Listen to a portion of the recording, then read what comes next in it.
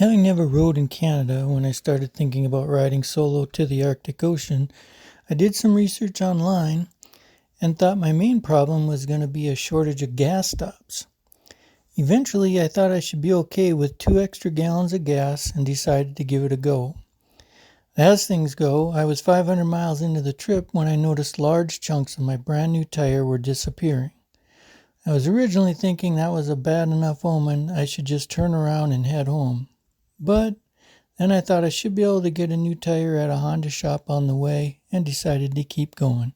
I kept an eye on the tire at every stop and it didn't seem to be chunking out anymore, so I decided to see how far I could go with it. With about 3,100 miles behind me, I was in Dawson City and the tire looked pretty good. So I decided to go on and head up the Dempster Highway. I made it all the way to Eagle Plains with no problems, but there the attendant told me the Peel and Mackenzie rivers were flooded, so the ferries weren't running and probably wouldn't be for a week to 10 days depending on when the flood was going to subside.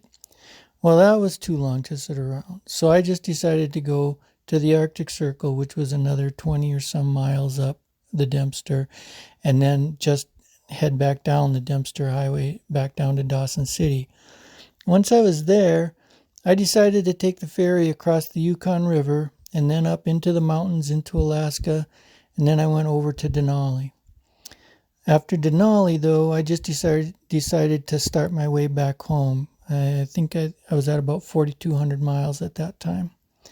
But over the course of the trip, I ended up stopping a total of 61 times for gas, and that was just me worrying about my tire, not because I needed gas. But the only place there was ever a question about gas stops were the small resorts in the Muncho Lake area in British Columbia.